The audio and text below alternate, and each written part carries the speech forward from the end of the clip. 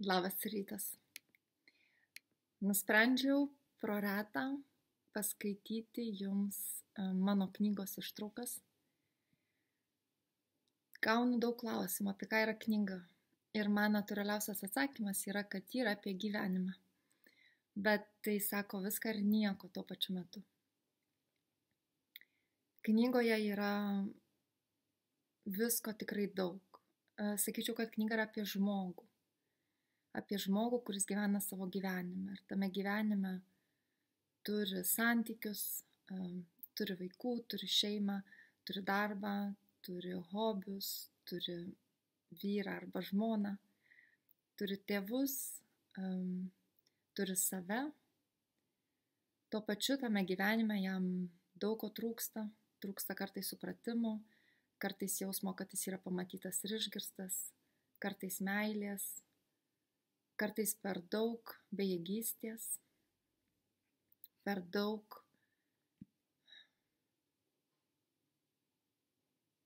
skirtumų su kitais tikriausiai. Knyga, ji yra kaip ir gyvenimas labai visapusiška, ji ištinka tave labai atsitiktinė tvarka. Knygos puslapiai yra kaip laisvi elektronai, kurie tik jiems žinomais dėsniais pas tave atkeliauja. Todėl knygą galima skaityti intuityviai, tai yra atsiversti ten, kur rankos nori atsiversti tą dieną. Ir papulsite į visai skirtingus skyrelius, nes yra skyreliai, kurie bus tik tai apie jūs, kiti skyreliai bus apie jūsų vaikus, dar kiti apie jūsų vyrą, kai kurie apie jūs visus kartu. Tad aš irgi šiandien ryte tuo pačiu principu atsiversiu bet kur atsivers. Ir tas kelias ištraukas jums paskaitysiu, kad susidarytumėt įspūdį, kokia ir apie ką yra knyga. Štai atsiverčiu ir iškart prieš save matau 3 skirtingus skyrių pavadinimus. Kas yra trauma? Net svajonėms reikia energijos. Ir tėtis miega kaip kada, o aš jį myliu visada. Ir kadangi aš taip pati žinau, apie ką mano knyga, nes ją rašiau, tai aš pasirenku skaityti 100-osios dienos įrašą. Tėtis miega kaip kada, o aš jį myliu visada. Tie, kurie bent kartą važiavo su manimi mašina, žino, kad vienintelė ten grojanti stotis yra vaikų radijas. Ne dėl vaikų, o dėl manęs. Su vaikų radiju man panašiai kaip su liaudies patarlėmis. Tuose vaikų dainuose slypi visa gyvenimo išmintis. Pavyzdžiui, daina apie tėtį. Tėtis miega kaip kada, o aš jį myliu visada. Tokia paprasta frazė, kuri taip giliai paliečia mūsų lūkesčius vaikų miego klausimais.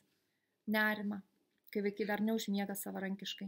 Ir mes pametame visą gyvenimą tose miego istorijos. Pamirštame, kad nesvarbu, kaip vaikai miega, svarbu, kad tai nenulėmė mūsų santykio su jais. Kitoje dainoje tėtis sūnui sako: eik vaikeli po gulėlio, duok tėveliui poilsėlio. Kaip į keli žodžius sudėta tėvystės filosofija, kad santykiai yra darnos klausimas. Kai vieni miega, kiti ilsisi. Ir kaip to reikia, kad džiaugtumės vieni kitais. Viskas išdainuojama taip ramiai, švelniai ir giliai.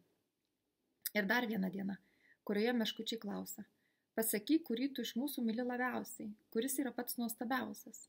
Ir tėvai atsako, kad jūs visi esate patys nuostabiausi, jūs visi esate patys mylimiausi, nes taip paprasčiausiai yra. Štai 10 minučių mašinoje, o išminties visai dienai. Verčiu iš naujo.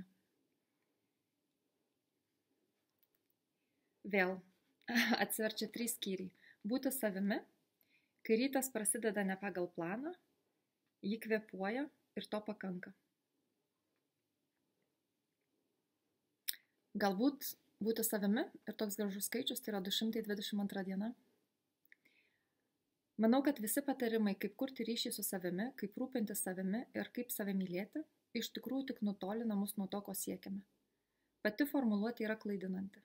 Tarsi viduje būtume dviese. Vienas aš, kuris myli, ir kitas aš, kurį tas pirmas aš turi mylėti. Tai kiek mūsų iš viso ten viduje yra? Užuot mylėję save ar rūpinęsi savimi, tiesiog būkime savimi. Tai reiškia, kad ką nors darydami nepameskime iš akiračio to kažko viduje, kas be pastangų už mus kvėpuoja, viską stebi ir visus veiksmus nušviečia sąmonės šviesa. Vienais ar kitais gyvenimo atvejais visi esame tą kažką pajutę savo viduje. Ir bet kuriuo momentu galime pajusti vėl. Tarkime, tiesiog stebėdami, kaip kvėpuojame. Natūraliai, be menkiausios mūsų pastangos, oras įkvepiamas ir iškvepiamas.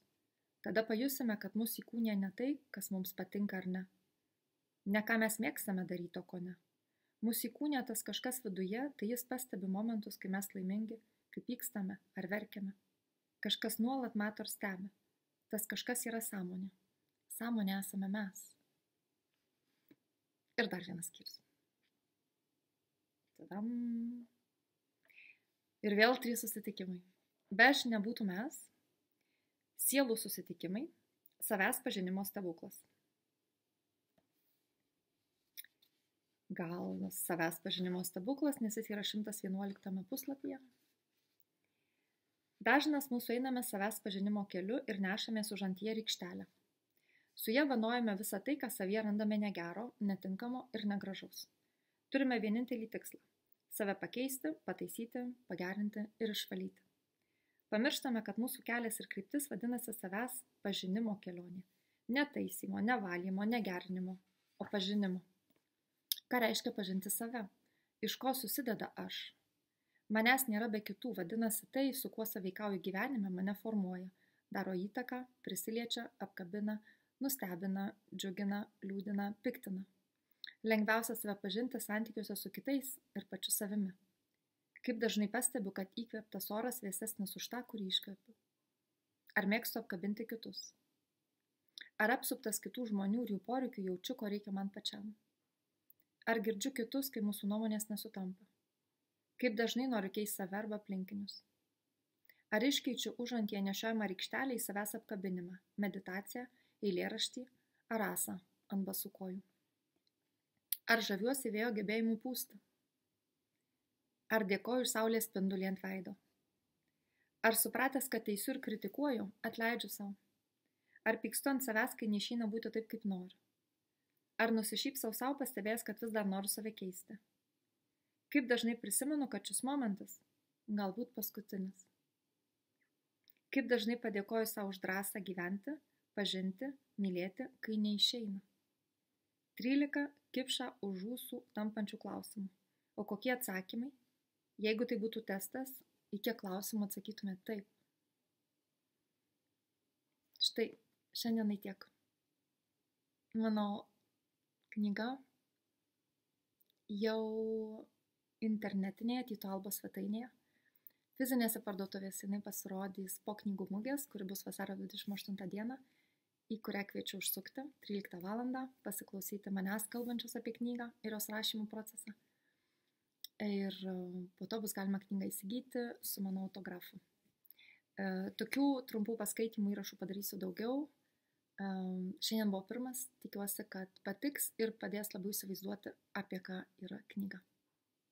Iki gražios dienos ir gražaus savaitgalio.